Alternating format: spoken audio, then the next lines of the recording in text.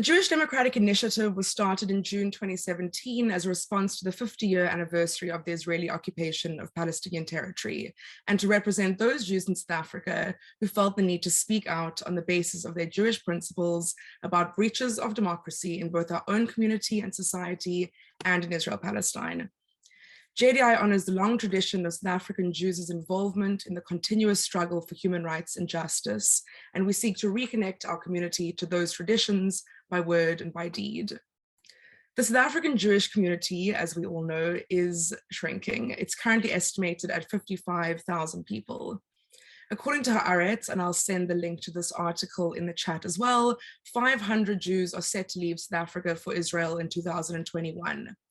According to the Kaplan Centre's 2019 study, more than 1 in 3 respondents said they were quite likely, 19%, or very likely, 17%, to move in the next 5 years, almost half of which wanting to leave South Africa altogether, a sentiment more intensely felt among younger respondents. There are, of course, those of us who have chosen to stay, those of us who are proudly South African, those of us who are choosing to stay for good, as in forever, but also for good, as in to do good for our country. Tonight, we'll explore a brief history of South African migration, understood within the broader context of globalization and migration.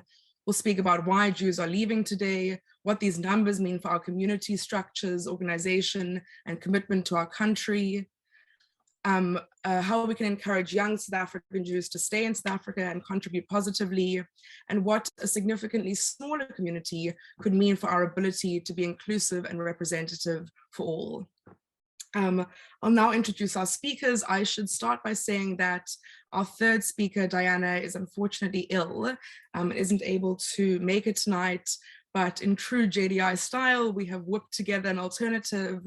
Myself and Ashley Fishoff, who is waving at you now, she has curly red hair, are going to present a very short, very impromptu presentation about the young South African Jews and our sort of take on why young Jews are leaving, why some are choosing to stay, and what this means for our community. We have not prepared this verbatim, so please take it with a pinch of salt and understand that this was a last minute replacement. Now to introduce our speakers. Bertie Phillips is a PhD candidate registered at the UCT Centre for Transport Studies, researching human migration. His current research explores the drivers, trends, patterns, and outcomes of educational migration. His own circular migration journey took him to New York as a foreign student and then back to South Africa. He has a background in architecture, planning, and engineering with over 28 years experience in consulting engineering. He's a consultant to Canty & Templer and to date has completed over 1,000 engineering studies. His communal life includes having served for 12 years on the board of an NGO and being a founding director of the Bicycling Empowerment Network, also known as BEN. His interest in sailing has kept him active on the council of the South African Jewish Maritime League for the past 20 years, including the establishment of the Sailing Together program. Adam Mendelsohn is the director of the Kaplan Centre for Jewish Studies and associate professor of history at the University of Cape Town. He's the author of The Rag Race, How Jews Sowed Their Way to Success in America and the British Empire, published by New York University in 2014, is the co-editor of Jews and the Civil War with Jonathan Sarna, also published by NYU in 2010, and Transnational Traditions, New Perspectives on American Jewish History. He was the curator and chief historian at the exhibition The First Jewish Americans at the New York Historical Society and co-curator of By Dawn's Early Light at the Princeton University Museum of Art. And he is co-editor of the journal American Jewish History. Ashley is not only a dear friend and a JDI steering committee member. She's currently, and Ashley, correct me if I get this wrong, she's currently a research chair at the University of the Western Cape in the Department of Poverty, Land, and Agrarian Studies. I think that's it. and she is doing her research, and this is my oversimplification of her very complex topic, looking at the intersections of women and land in South Africa, specifically in Stellenbosch. On that note, we'll begin. We're going to start by each presenter giving a sort of 10-ish minute presentation. Ashley and I will give our own little shtick, and then we'll open for questions and discussion from the audience. We really do encourage everyone to participate very actively. If you have something to say, whether it's a question or a comment, please either put your hand up or request to unmute when we get to the Q&A session. So on that note, Bertie, all over to you. I'm just unmuting you. If you could just unmute yourself, Bert. Okay, good evening, JDI, friends and family, and shalom to all, local and abroad. I'm going to present a talk on something quite interesting and toward an understanding of the drivers of migration in the South African Jewish community. By way of introduction, I will briefly discuss the history and theory of migration, and then the dilemma facing the South African Jewish community in terms of staying or migrating. The history of migration is often described as a vast and complex topic. For over 500 papers are published each year in the field of migration, and globally, the International Organization of Migration currently employs over 10,000 people, with 4 representatives in South Africa, terribly underrepresented. First migration, if you can look at my background there, took place 70,000 to 100,000 years ago, when Homo sapiens started moving from Africa to Europe and Asia. Ever since, humans have migrated and are currently settled globally in a world now experiencing the age of migration. The theory of migration started in England in the 1880s, when the Royal Statistical Society began to examine human movement from counties to towns in England around industrialization and locomotion and so on, and migration from 20 countries in Europe and North America. The laws of migration were established by Ravenscraig in 1885 and did not change much until the 1960s, when Lee published the first theory of migration. Lee discussed the concept of intervening obstacles between origin and destination, and quintessential question which arose was, why do people move or remain sedentary? The 2 dimensions of migration are stocks and flows. Stocks are the accumulation of migrants in respective countries, and the flows are the paths between country of origin and destination or host country. Enumeration of migrant stocks and flows is difficult to track accurately. Irregular migrants, asylum seekers and refugees, coupled with a lack of migration ICT capability in most developing countries, makes accurate enumeration difficult. The truth is that most of the population do not migrate. Of the 7.8 billion persons on the planet, it is estimated that 3% or 280 million are migrants. It's equally important to understand non-migration when researching migration. Approximately 12% of the population migrate internally within country borders. And furthermore, the rate of migration or migration intensity only increases very slightly over time. That 3% has been fairly constant over the years. It is a myth that poor countries have high rates of migration and that Africa is a continent on the move. Most of the developmental states in Africa spurn internal migration or migration to neighboring countries. As countries become more developed, migration intensity increases until advanced countries have greater rates of immigration than immigration. People migrate for several reasons. Collectively, these driver complexes consist of predisposing, proximate, precipitating, and mediating factors. These social, political, and economic factors are seen as push-pull structural mechanisms. Which brings me to the South African Jewish community migration patterns, trends, and outcomes.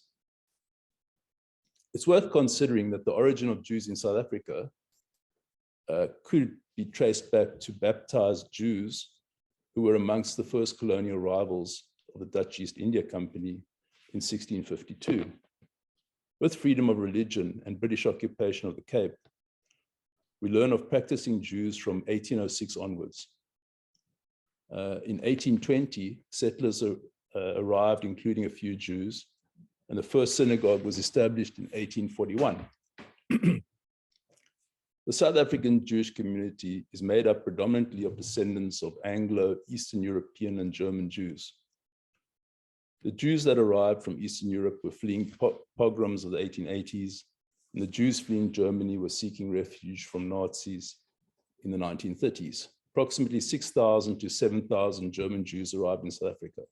I haven't been able to put a figure on the remainder of the Eastern European and Anglo Jewry that arrived in South Africa.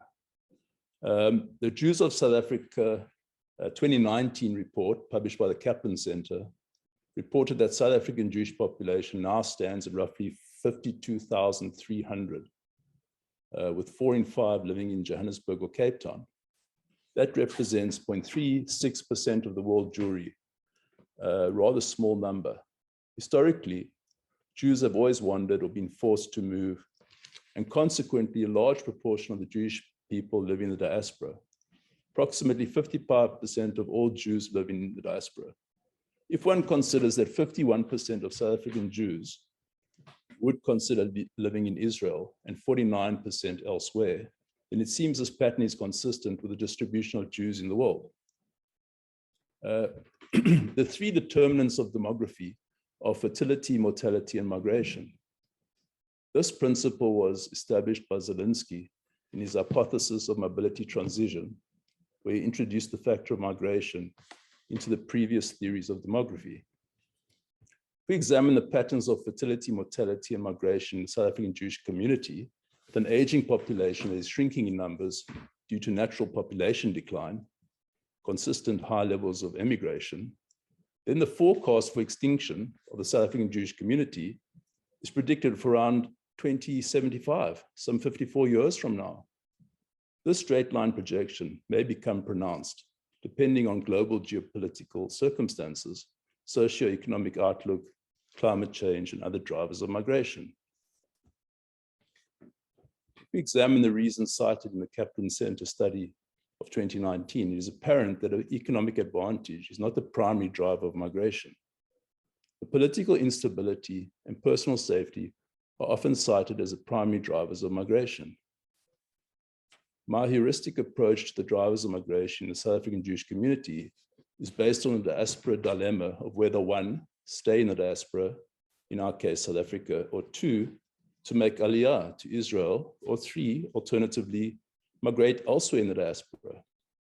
The 3 options are the crux of a migration, non-migration paradigm, which forms some of the persistent brain drain and cultural diffusion of the South African Jewish community.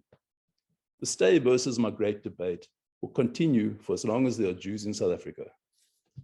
It may be worth questioning your own position in the spectrum and whether you are staying for good or thinking of migrating. Before you do so, there's one last theoretical construct to consider, namely the aspirations and capabilities dimension. In order to migrate, you must have both the aspiration and the matching capability. If you have the aspiration or desire to migrate, but do not have the means or capability, then you join the ranks of the involuntary immobile. Those of you who are staying for good clearly do not have the aspiration to migrate, regardless of your capability. For those of you that had the aspiration to migrate, does Aliyah indeed offer an attractive option, or are you searching for other diaspora destinations? Is Aliyah a good option for the involuntary immobile within the South African Jewish community? Thank you.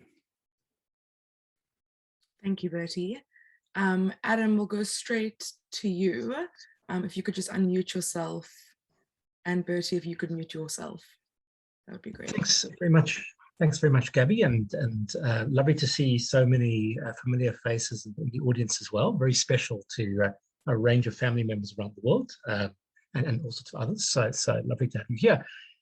So I've been asked to speak about recent trends relating to immigration, drawing primarily on a study which Gabby has mentioned, and which Bertie has spoken about, this national survey which the Kaplan Centre ran now in 2019. We reported on the results just before COVID last year, so the report came out in 2020.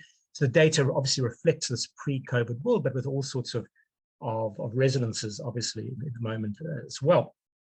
And as already has been suggested, when it came to immigration, our findings were certainly very sobering, because 43% of those we surveyed indicated that they had considered leaving South Africa permanently in the previous year. Gabby, in fact, I forgot to mention, are you able to show the images? So great. So this. Just give me 1 second. Sure, no problem at all.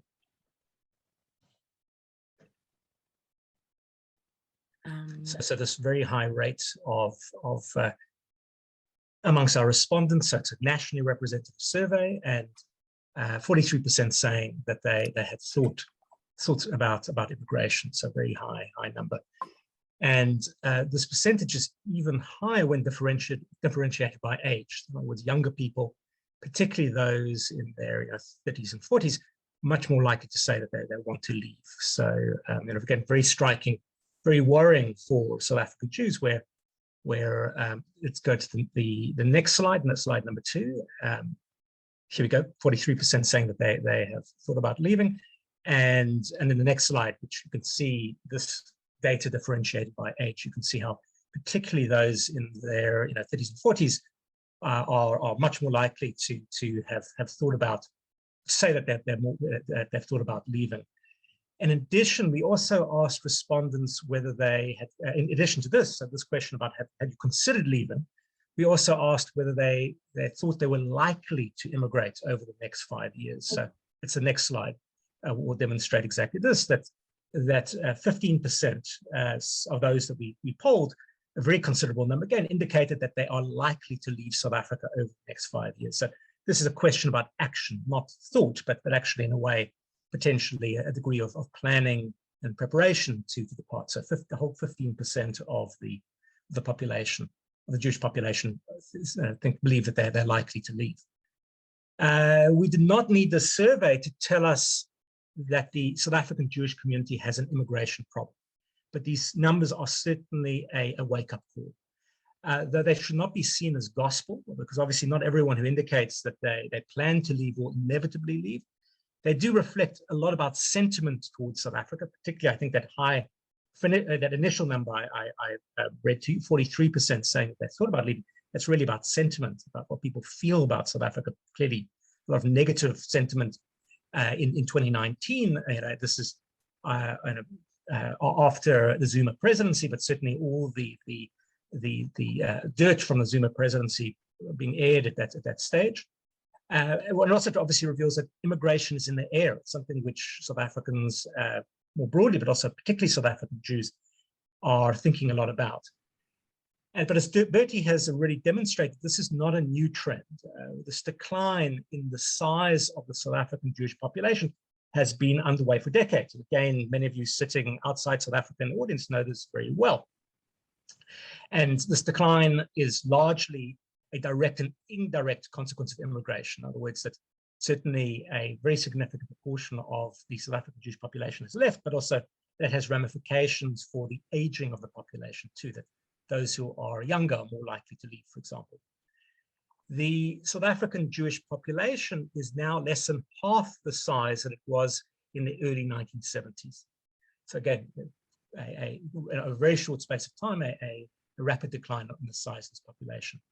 And there have been abundant signs since 2001, which is the year that our last reliable data came from, when the population was probably around 69,000, that the South African Jewry was likely to continue to decline in size. In other words, this is just an ongoing trend, not news to anyone who's familiar with the South African Jewish population.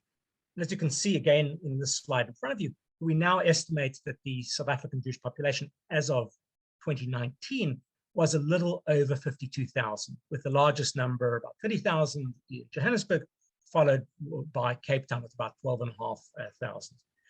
we're probably in reality not far from falling below 50,000 Jews in South Africa, which is, I think, a very psychologically significant milestone. We now in South Africa less than half the size of the Australian Jewish population, a community that until relatively recently was actually significantly smaller than our own. So you can see how South Africa moving in a different direction from the Australian Jewish population. But the good news is that South Africa remains the 11th largest Jewish population by country in the world. The bad news, though, is that the same pattern holds true for many other Jewish communities internationally. In other words, many of our peers have shrunk too. The reason we stay number 11 is because our peer communities are also declining. We stay at number 11 because the next in line, the Ukraine and Hungary, have not been particularly friendly places for Jews over the last few years. The pattern we see in South Africa reflects the latter stages of a fundamental change in Jewish demography. What was once a dispersed and truly global people, Jews lived everywhere almost around the world, has become a people concentrated in a handful of countries. In other words, this is we're seeing in the now early 20th century, the culmination, the continuation of processes which have been underway now for decades. Only 5 countries around the world now have more than 200,000 Jews. Again, extraordinary how concentrated Jews have become in just a handful of places, because only 2 countries have more than 500,000 Jews. What we see when we look at the median age of the South African community and the population pyramid, this is this next slide here, is actually a pattern, a demographic profile that is typical of many diaspora Jewish communities. In other words, what we're seeing in South Africa is not all that distinct in terms of an aging population and a population we see quite high rates of immigration. The median age, the midpoint age of the South African Jewish population is now 45. It's high, very high. Old in comparison with the median age of the total South African population. So the median age of the total South African population is 26.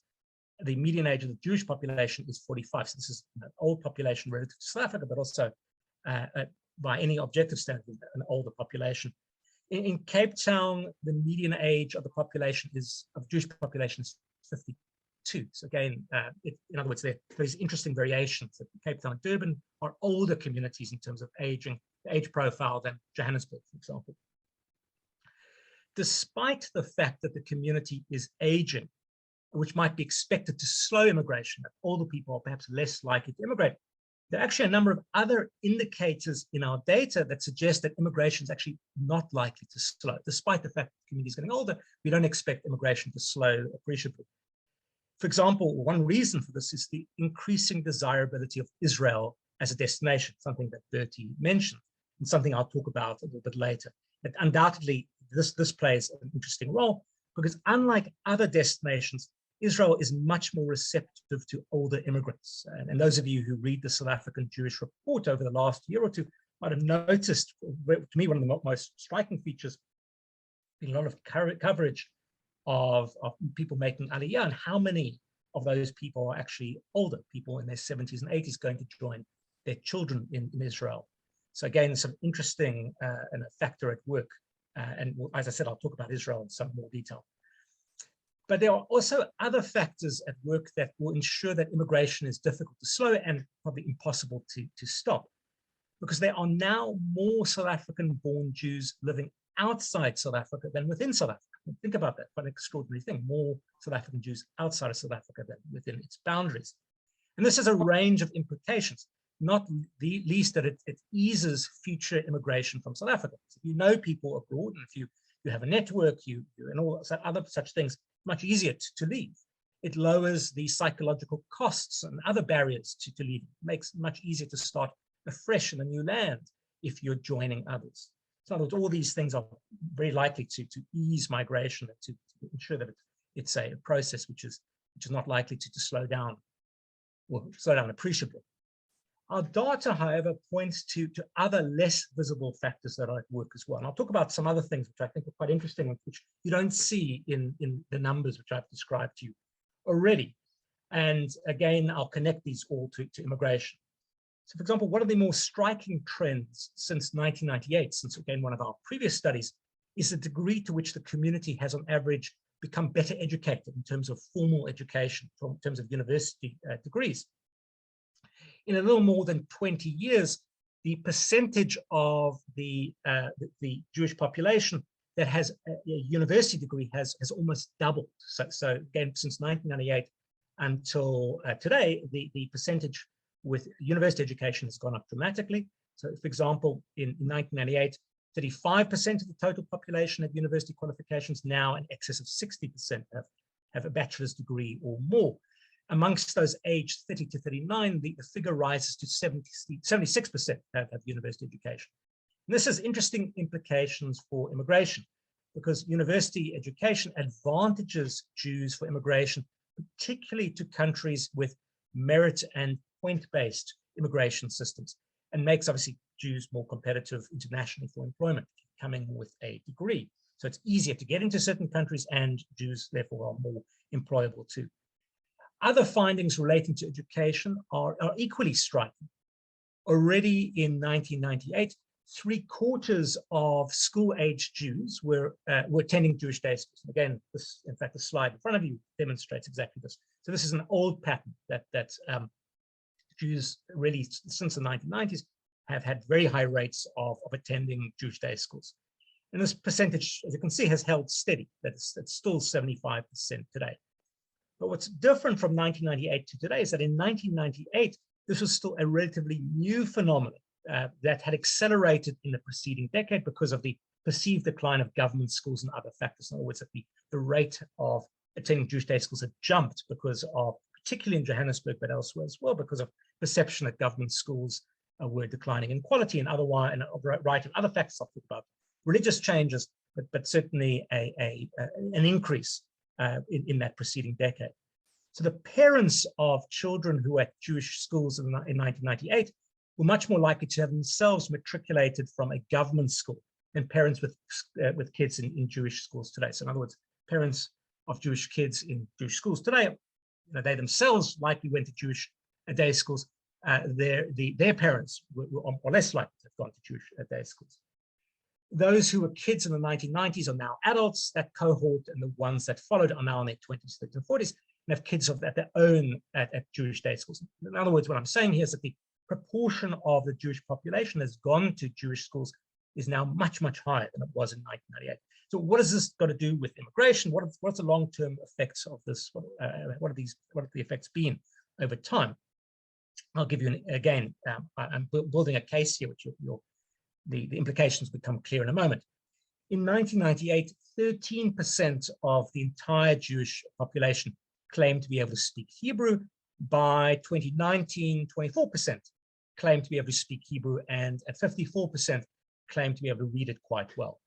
Self-reported attachment to Israel has also increased significantly from 1998. Again, the slide back in front of you over here. So in fact, attachment to Israel has grown stronger, seemingly grown stronger over the last 2 decades. Obviously, we can't ascribe these trends to education alone, Jewish day school education alone, but there's strong evidence that changes in schooling have had a significant influence. And this is actually, to me, a surprising finding, given the prominence of BDS in South Africa and a general climate that is hostile to Israel and to Zionism in South Africa. We might have expected Jewish attachment to Israel in terms of the broader Jewish population actually have declined over the last 2 decades, but instead we see the opposite. We see the sort of strengthening attachment, and I think Jewish day schools play a role. So I suspect that changes in Jewish schooling patterns are part of the story, and that this is filtered into immigration trends.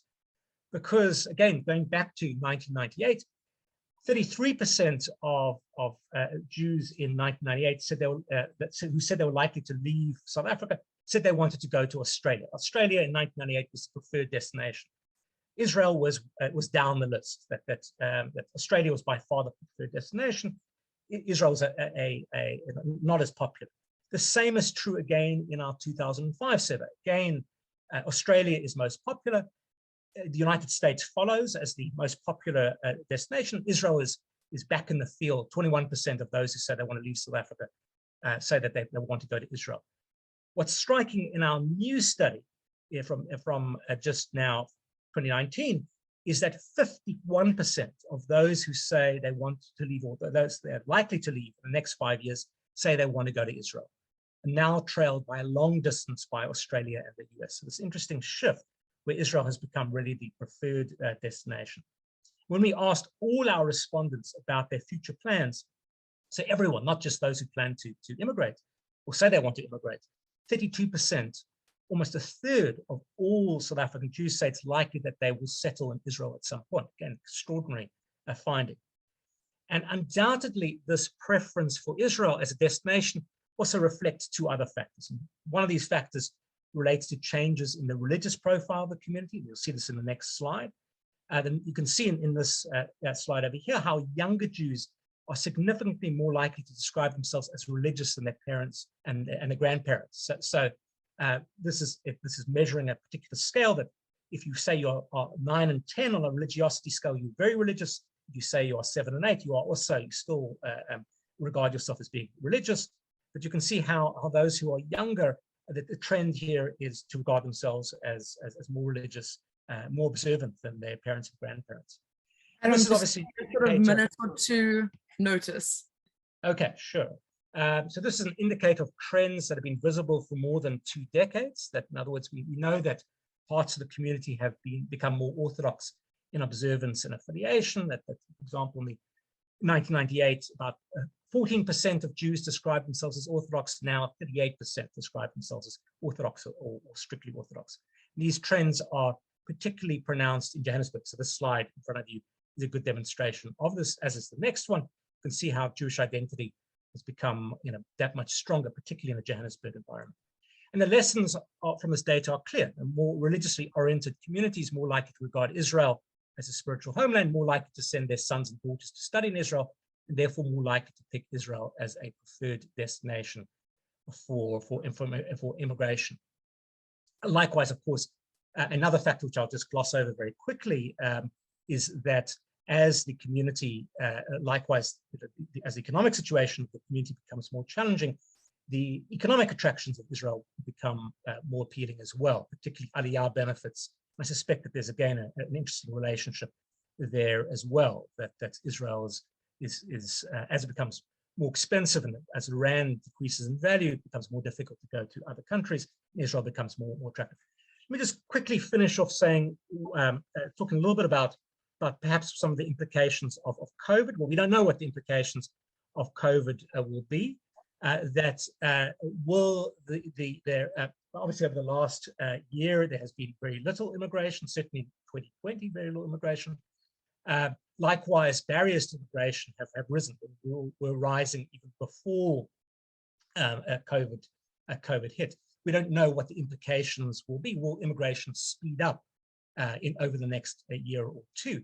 Likewise, what will the implications of COVID be for the aggregate income levels within the South African Jewish population? In other words, will South African Jews be able to leave in significant numbers if there has been a significant impact economically on the community? Likewise, obviously, the great unknown, and something which Gabby and Bertie have referred to as well, that we don't know, likewise, what the impact of COVID will be on social stability and political stability within South Africa. And again, that's the most likely barometer of immigration of South African Jews. If South Africa is stable and relatively prosperous, then immigration is likely to slow down. But if there's perception of instability, political instability, social instability, economic problems, immigration is likely to speed up. So none of this, in other words, paints a particularly pleasant or upbeat picture, but the reality is that Jewish South Africa has been dealing with immigration for decades and will almost certainly have to do so in future too. Thank you. Thank you, Adam. Ashley, if you could just unmute yourself. I'm just trying to locate you. Just if you could say hi so I can see you on the screen. Hi, everyone. Hi. So Ashley and I are going to speak about youth and our personal, being mine and Ashley's relationship to South Africa, and our sort of perceptions and takes on our peers and our generation's commitment to and relationship to South Africa. I think maybe it's worth starting off by saying that Ashley and I have for a long time been involved in Jewish communal organizations. We were both madrichim, or madrichot rather, at Habonim for many years, and having been involved in other Jewish organizations as well. Yeah, I think we'll do a bit of a sort of question answer, and we'll keep it brief-ish so that we can hear from the audience as well.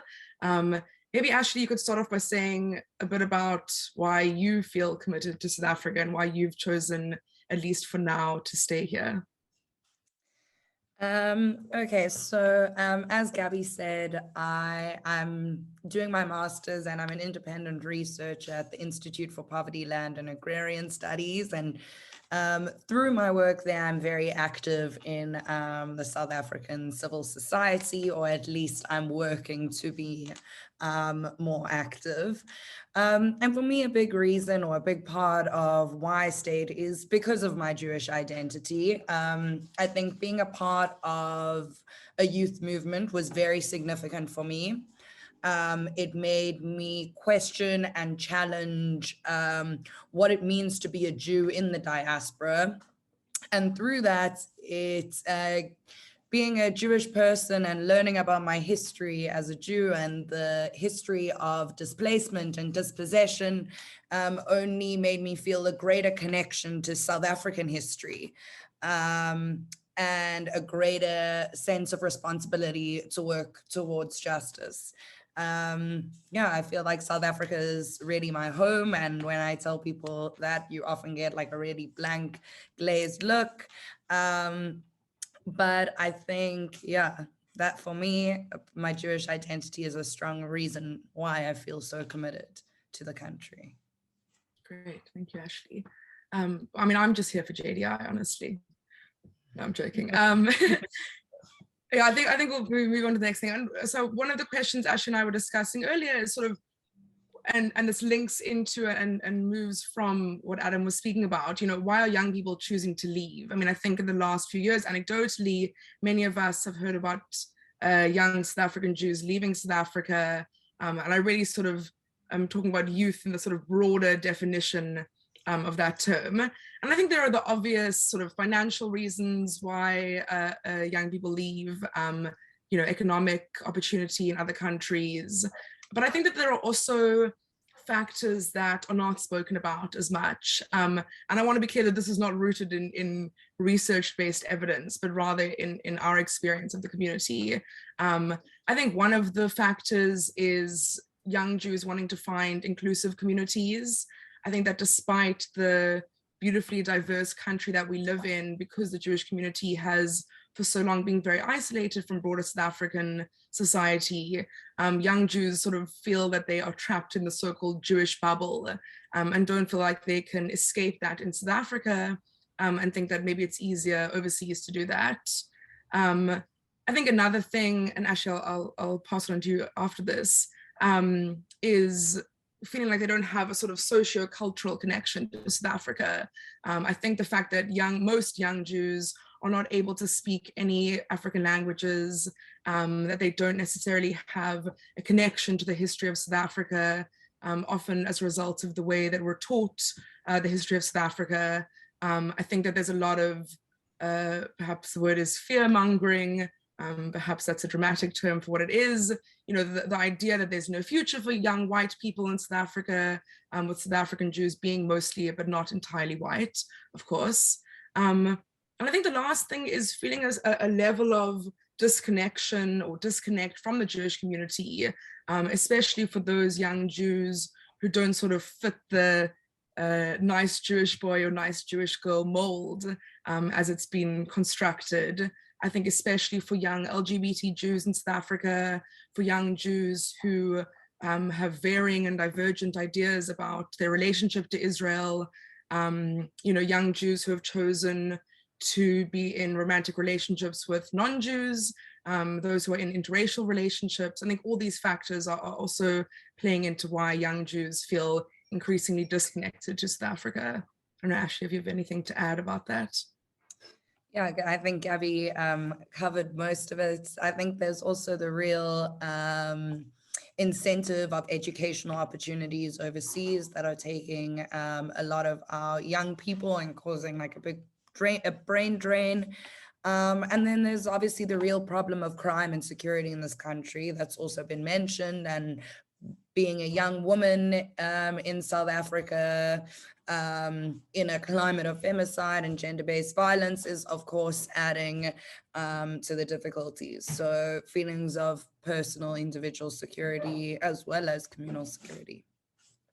And I think one of the things that Diana was going to speak about, and hopefully in the future we'll be able to host her, and Diana, we're sending health wishes to you, is sort of what do all of these things mean for our community? You know, I think it's very clear what the data says, it's very clear what the trends point to, but on a practical level, what does it mean for our community? And for us specifically, what does it mean that so many young people are wanting to leave? I think for me, it sort of comes down to the fact that the South African Jewish community, and this is part of a much broader conversation that hopefully as JDI will be able to have in the future, that as a community, we really need to understand that the democratization of South African society more broadly really needs to include, you know, our own community's democratization process. You know, in many ways, the Jewish community is very progressive, it's very adaptive, and in some ways it's not. And I think that if we don't sort of keep up with the times, if we don't open our institutions to people of varying identities, if we don't expand what our idea of a good Jew and a Jew more generally is, and what it is that Jews, you know, quote unquote do, then I think that as a community, we're really going to be left behind, and we're going to see more and more young people wanting to leave to find Jewish communities around the world that do offer these things, and communities that are considering these factors. And I think we also have a responsibility as South African Jews in our post-apartheid era to really demonstrate to our neighbors and co-workers and political leaders for all their worth, and to ourselves, most importantly, that we are committed to the longevity of the country in the same way that we're committed to the longevity of our communal structures. And I think these two sort of factors are inseparable forms of Jewish communal development, you know, the commitment to South Africa in partnership with the commitment to our own communal longevity. Ashley, if you have anything to add about sort of what it means for our community. And I think you've covered really well what it means for our community, but I think it's important to drive home that if we don't address this, we've heard that there's a very real threat of there no longer being a South African Jewish community. So it is these problems, and we're living in an era of like dominated by identity politics. So young people are engaging more deeply with not only their perceived identity from the outside and broader South African civil society, but they're also grappling more deeply with their own personal identity and sense of self. And I mean, the truth is, it's really challenging to be a young South African Jew. It just is, to be a part of a peoplehood who have experienced severe persecution and injustice and prejudice, to live in a country where we have and we continue to benefit from systems that are built on these injustices and prejudice, and to be criticized for our homeland being a perpetuator of these injustices and prejudices.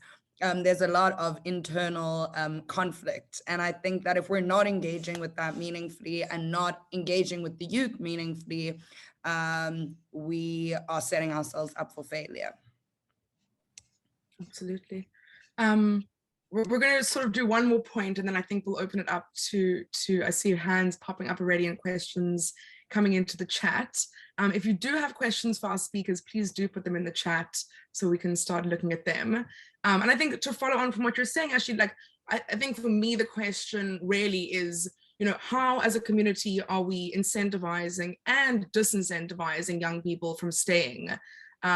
And I think there are a few factors that I've sort of identified in this question. The first is our Jewish education. As Adam pointed to, the vast majority of young Jewish South Africans are being educated at Jewish schools. The second is youth movements. South African Jewish community, as compared, I think, to other countries, Adam, please correct me if I'm wrong, continues to be very involved in Jewish youth movement activity. both B'nai Akiva and Habonim Dror and Netzer, and what are the youth movements doing to engage with young Jews? And then the next level, which is always the sort of level that no one wants to speak about, is sort of university age young Jewish South Africans. What are organizations like Sorgis doing to incentivize or disincentivize young Jews from staying? What other opportunities for young Jews who have sort of graduated from the youth movement, who are done with school, but are not quite ready to settle down, I suppose is the term. What opportunities are being made for those young Jews, and how is our community trying to maintain a longevity of leadership in our community through creating opportunities for young people? I don't know, Ashley, if you have any thoughts about those. Yeah, I think it's vital for our community structures and organizations to have like very comprehensive succession plans. Is really important. And also in spaces working with youth to encourage and facilitate an engagement with South African identities from a young age. Yeah. Great. You're welcome to ask Ashley and I more questions. I think we'll cut it there and open to the Q&A session. I'm just looking here at the questions.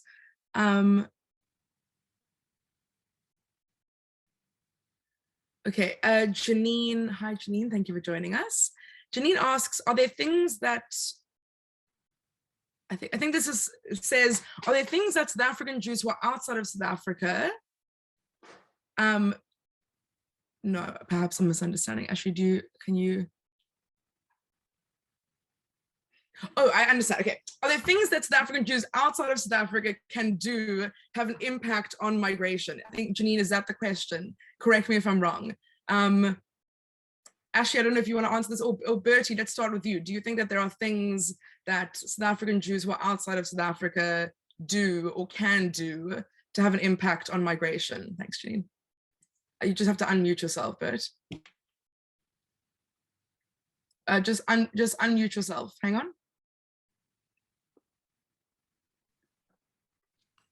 Okay, so question around international Jewry and migration.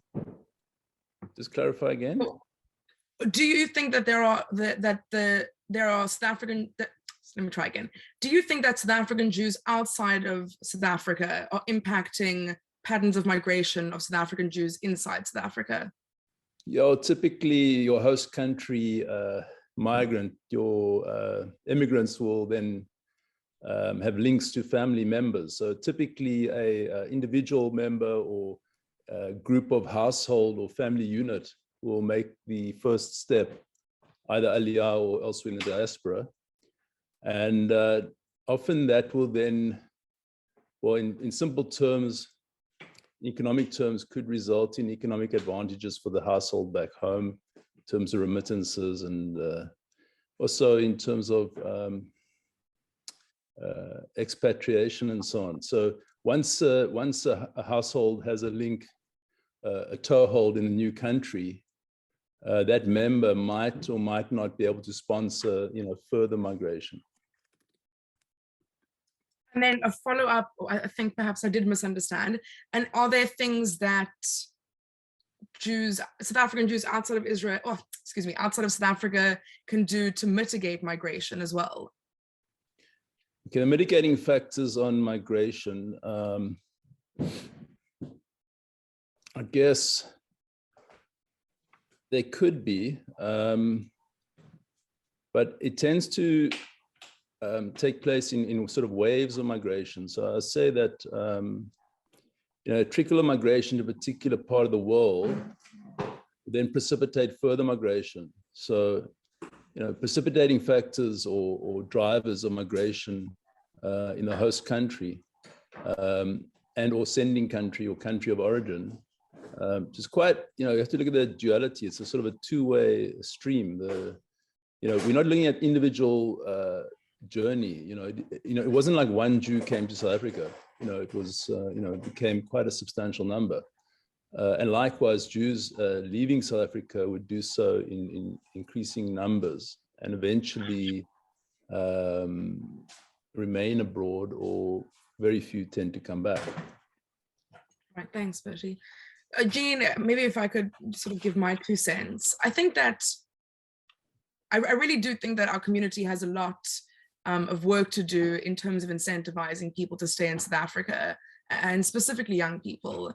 I think that the sort of factors that Ashley and I were speaking about earlier are felt quite strongly by many of us in South Africa. This sort of push to say that we're not safe, and there's no, one of the interesting statistics from the Kaplan Centre study, and I won't try to quote numbers, is about, what are the major reasons why people are wanting to leave. And I think one of the sort of top reasons, if not the top reason, is about government instability. Adam, please do sort of chime in if I'm getting this wrong.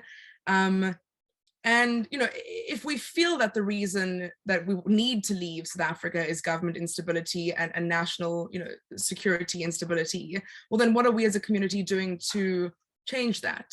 How are we contributing positively to making South Africa more politically, financially, and personally safe and stable? Tony, I see your hand is up, so will you unmute yourself? And we'd love to hear from you. Hi. It's difficult for me to chime in as somebody of the older age group, but having been there and done it and lived overseas for 30 years and come back, I must just remind people the grass on the other side is only greener for one reason. And you will excuse me if I say it, because the shit is deeper. If we're worried about a country here and a government that is unstable, what happened on January the 6th in the United States should be very frightening for people. And if one's worried about anti-Semitism, nascent anti-Semitism in the United Kingdom and in America is more blatant than we have found in this country. So in many ways, I think opportunities, yes. So I wonder the perceptions that people have of immigrating to somewhere else, of what they're going to find on the other side. Because unfortunately, one of my mentors always said to me, whenever you move from one place to another, remember you take yourself with you. So if you're not prepared to roll up your sleeves and get involved here, you're not going to do it anywhere else. Being very successful in another country, but there are a lot of things that go with emigrating. Now, I have a question for Adam. Adam, when you mentioned that the median age is 24 in this country, that's an effect of the HIV epidemic that we had here. So that our country has a lower median age, and the Jews weren't affected by that. That's not the same thing everywhere else. And the second thing I wanted to know is, what is so important about 55,000, 50,000, 40,000 out of 55 million? It's an infinitesimal number. How many Jews in the United States, whether it's something less than 1% of the total population? So it's not really a big factor. It's what we do when we're here. And I really think that opportunity here, except if you want something in government, is as great as anything else. You can make it if you want to make it. And I really am, having my wife, who's an American, having been here for 16 years, if you had to ask her, would she move back to the United States? She'd say, definitely not. And it's not because of the lifestyle. It's because of the connectivity she has to community. And it's community across all color lines, all religious lines. It's much easier to do that here, we have found, than it is overseas. And I certainly, either I'm very naive, but have experienced very little anti-Semitism, and I work in the Muslim population, I work in all different populations. So I just wonder what the perceptions are that people have of wanting to emigrate. Thank you. Thank you, Tony. Adam, maybe if you could just take a minute to answer that. Sure. And I think that you raise a number of interesting points, and I don't think that most people are immigrating for Jewish reasons. And I think they're immigrating in many cases because they're genuinely, sincerely worried about the future. One of the patterns we saw is grandparents encouraging their grandchildren to leave, which is a very sort of striking phenomenon. And I take your point about the political uncertainty around the world, and so South Africa is not distinct in that way. But I think that objectively, it's been very troubling for South Africans more broadly, not just Jews, but when the power goes off on a regular basis, and the reports of municipalities collapsing and things of that kind. I think that's driving Jewish immigration as part of a broader phenomenon of immigration, not just of obviously of Jews, but of not just of whites, but of all sorts of other groups from South Africa as well. This is a broader phenomenon, a crisis of confidence in the country for all sorts of reasons. Again, your points are not entirely wrong that the grass is not necessarily greener on the other side, but South Africans have been spooked for the last number of years. Your point about what does it matter that the community is 50,000 or 40,000? Here again, I disagree. I think that yes, some of this is psychological. That if it's 49,000 as opposed to 51,000, it doesn't really matter. But there is a sense again, and this is a specifically Jewish concern, about sustainability, that this is a community which offers a very thorough, very systematic safety net to old and young. There are lively Jewish institutions, at least in the major centers, so Cape Town, Pretoria, Johannesburg, Durban. And there are genuine fears again about an aging population where young people leave. Will the sort of institutions which we now take for granted, will they be able to support themselves in 20, 30, 40 years time? And again, it's not an idle concern that if these trends continue, it's not inevitable that these institutions will disappear.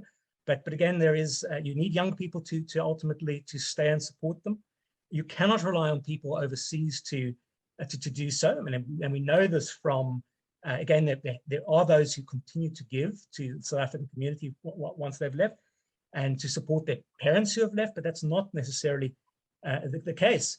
So there is that concern, and particularly again, I think in Johannesburg, perhaps different from Cape Town, a sense of it's not just about community institutions, but a certain again, availability of other young people, potential spouses, a certain religious vitality and other things. So again, all these things, I think that there is risk if the community, and there is a tipping point at some point where sustaining the community becomes a concern. And again, we aren't at that point. And in fact, we see countercurrents as well, that the community objectively, or certainly there are signs in Johannesburg and Cape Town of all sorts of new initiatives of one kind or another, and a lot of concern about the future. It's actually driven sort of counteractions, sort of efforts to prepare for the future and things of this kind. But again, there are objectively concerns that Jews have, both as South Africans and as, not because of anti-Semitism, but those who want to live in a lively, well-supported, sustainable community going forward. Thank you, Adam.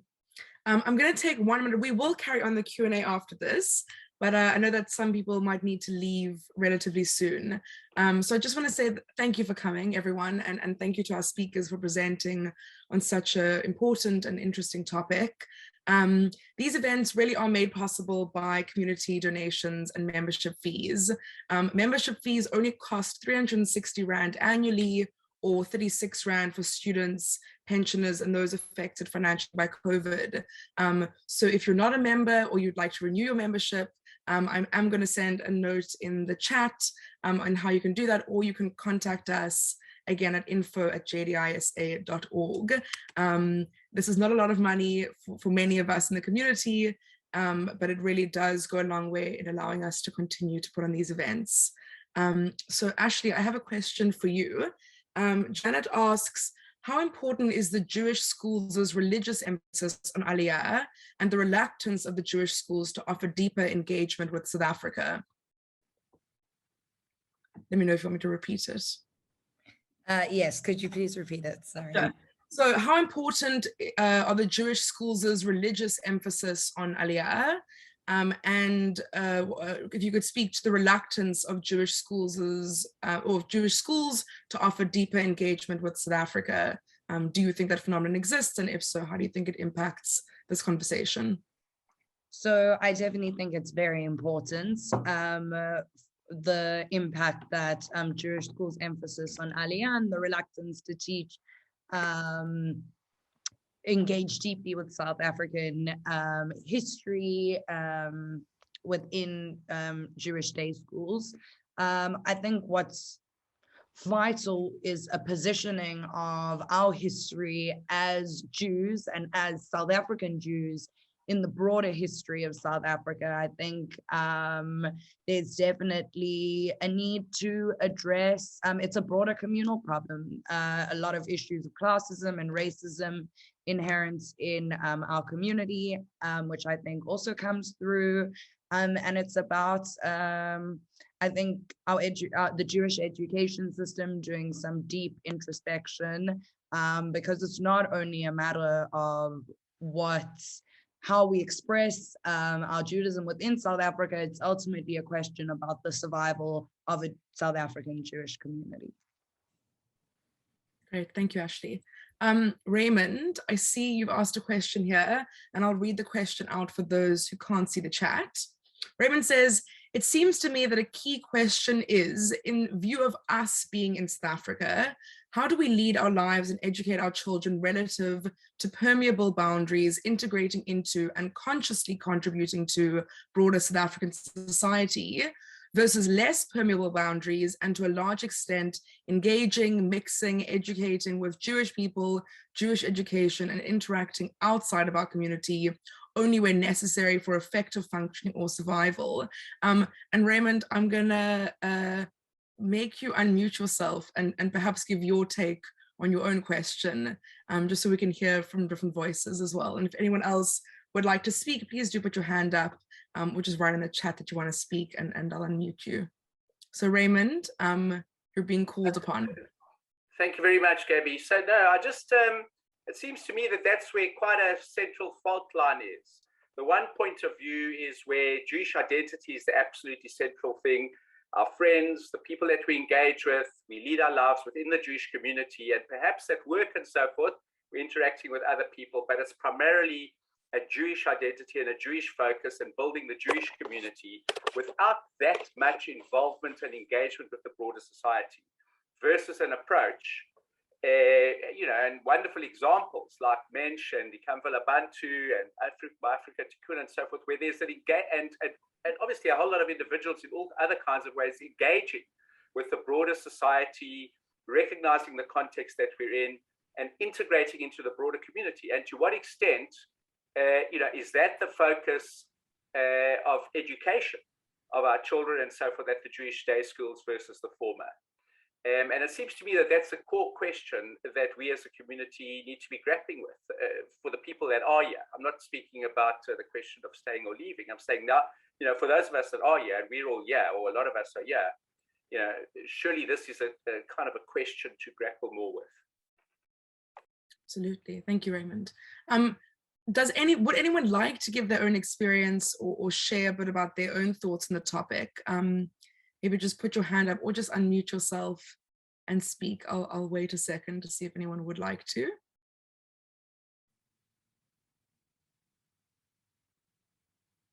Okay, that's fine. Again, I'll open this to all the speakers. Maybe we'll do sort of one or two more questions, and then if anyone would like to speak, if anyone in the audience would like to speak, please do. We'd love to hear from you. Ashley, perhaps you can answer this, and I can try answer to the best of my ability. But Adam and Bertie, if you have something to say, please do. Harris asks, to what extent is the sense of gratitude for all the benefits we received during apartheid a driver of younger generations' decision to stay, help rebuild South Africa? Ashley?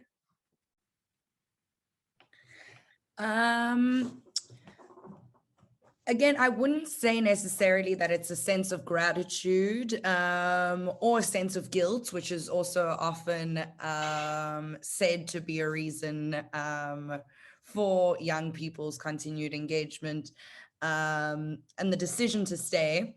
I would say it's more about, again, positioning my history and my experience as a young Jew within the broader history of South Africa.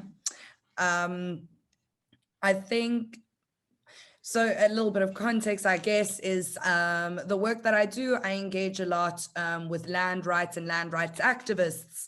And in issues around migration and dispossession and ideas of belonging, I found my Jewish identity to be significant in informing my understanding and how I engage and how I understand South African civil society better. So I think it's important for us as Jewish people who have had a history of severe prejudice and persecution. I think that it is important for us to understand that within a current context of dispossession and displacements. Thank you, Ashley. I'll say one word on it. I think that the impact of people like myself and Ashley having been born after apartheid can't be overstated. I think that having grown up in a society where we were always promised and ensured rights and privileges, and even more so as young white South Africans, you know, there really is a different world. We've grown up in a very, very different world to, you know, the rest of the history of South African Jews in South Africa. And I think that one of the things we were speaking earlier about, you know, incentivizing and disincentivizing from the community towards young people, I think that one of the things the community needs to do is to understand, you know, not only what it means to be a Jew in South Africa, but what it means to be a Jew born in a democratic South Africa, and how that impacts our generation's relationship to South Africa and our desire to impact South Africa in a positive way, and to contribute, you know, to civil society, etc. And ooh, I'm so sorry, Glenn, I see your hand up. So if you could just unmute yourself. Sorry, Adam. I mean, I'm quite happy to add to what you Absolutely. said, which, so I think it is an interesting question about what degree to which young South Africans feel a particular sense of obligation or guilt or otherwise to South Africa. And my sense, again, this is anecdotal, but is that that's a minority position. That's not, again, the reason that people are likely to stay or be a prime motivator. I think there are some, and I think that we have, that it's a self-selected, you know, group of who are participating here. And so Ashley and Gabby, I think that you represent a very particular stream of opinion, but I think it's, as I said, a minority one. I think that again, you know, if young South African Jews are to stay, it's to stay for opportunity, or because they're rooted, because they feel, you know, there's connection with South Africa, but also their jobs, they're you know, they have partners here. I think my again, this is anecdotal, but my sense is that there's you know, there's certainly some people who feel obligation and perhaps guilt, but relatively few probably, but at the same time, I think many others who might not feel any particular special obligation feel very South African. And I think that's we see it in our data, you know, in this most recent survey, but in other studies we've done, is that there's a real sense of proud South Africans. And that crosses those who are religious or irreligious. And again, but again, that's not necessarily something which will stop you from leaving South Africa. But undoubtedly, there is a very, very striking feature, is that sense of connectedness to South Africa. Thank you, Adam. Glenn, if you could unmute yourself. Yeah, thanks. Okay, so I've been a bit sick and I've got low battery, so I've got a few things working against me. So forgive me if I become a little bit incoherent, and I'm going to be very brief. I just, in terms of this, the question that Raymond raised, I thought it was going to be the focus of the whole debate or the whole discussion. I think it's an incredibly important one. My concern is this, that if you take the two basic ways of being, a South African way of being and a Jewish way of being, the Jewish way of being has got a fairly clear framing in terms of which we, the people immersed in it or born of it or, you know, drawn to it, we know this is the deal. You follow certain precepts, and you've got a central place in the firmament. That's probably the wrong word. In the universe, this little universe. It's got for people who are religious. It's got, well, for most people are. It's got that as a foundation, and it's got Israel. You may feel equivocal about it, but to some degree, you may feel some pride. But you've certainly got a very clear way forward, and this is how you're meant to be. The problem in South Africa for white people, and this is a whiteness thing rather than a Jewish thing, is that the essential role is the role of, in terms of the basic paradigm, and that's the basic progressive paradigm, which is the paradigm enshrined in the Constitution and in most of the culture and in the literature and in the media, is, listen, you're just a scumbag. You were here, you pilloried, you colonized, you persecuted, you excluded, you just behaved badly all around. And all that really needs to happen in the next X number of years is you get your comeuppance. You walk around in sackcloth. Now, I'm not saying that is the model that everybody here uses. I'm not saying it is the framework that ought to be. I'm just saying that it's a very prevalent framing. So I keep using that word. A very basic way of saying this is how this is your role. And I think it sucks. And I think I can understand. I'm too old to leave and too jaded and too cynical. No, I'm not. I'm completely idealistic. I've got a view of South Africa in terms of which people like us, people who see ourselves in universalistic terms, could embrace this thing and say, this is fantastic what we're doing. But it's not really open because that model isn't there. The model essentially there is, you're white, you're bad, make penance or bugger off. And I think that's, I put that slightly hyperbolically. I apologize for that part, but you know what I'm getting at. I really think that's the problem. There's nothing beautiful. There's no equivalent of, like, you know, the Jewish framing where you get to win if you play your cards right. Basically, yeah, you're subordinate, you're marginalized, and you're guilty. Sorry, more or less sorry for what I said, but not entirely. Thank you, Glenn. I don't know who wants to respond to that. If anyone wants to respond to that on the panel, I'm happy to say a word or two. I don't think that's true. Basil wants to respond. I'll bet you. I'm sure Basil does want to respond, and I'm going to make sure that he doesn't respond. As executive director of JDI, we simply can't afford that. Although Basil, I adore you and have deep respect for you. I think that's not true, Glenn, and I think that despite load shedding and corruption and state capture and the Guptas and gender-based violence and very, very poor education levels in South Africa and increasing populism and so on and so on and so on, and I'm sure many of us read the Daily Maverick and, you know, become increasingly depressed every day, you know, despite being more educated, I think it's untrue. I think there are opportunities for young white people in South Africa, and I think that there are more opportunities for young white people in South Africa than there are for many young Black people in South Africa. Sorry, my cat is dancing around me. Then I'll come back to you in a second. And I think that as a community, we have to be really careful about how we perpetuate the narrative that you're suggesting is very prevalent. I'm not saying it's not prevalent, and I'm not saying that it's not a legitimate fear. But I do think we have to be careful that, you know, us sort of using this narrative and this framework or framing, I think is the word you used, over and over again, sort of makes it a reality.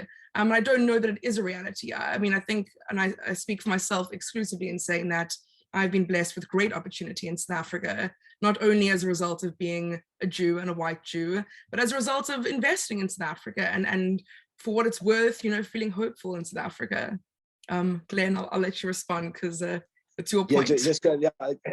I mean, my response is actually part apology and part elaboration, part qualification. So I didn't actually get my point across. I realize now when I think about it. I really wanted to say was, not that there aren't opportunities, not that it's not a very nice place to live your life, just that there's something missing. The thing that's missing is an idealized version of what it is you're part of, especially say if you're progressive. I mean, there's this,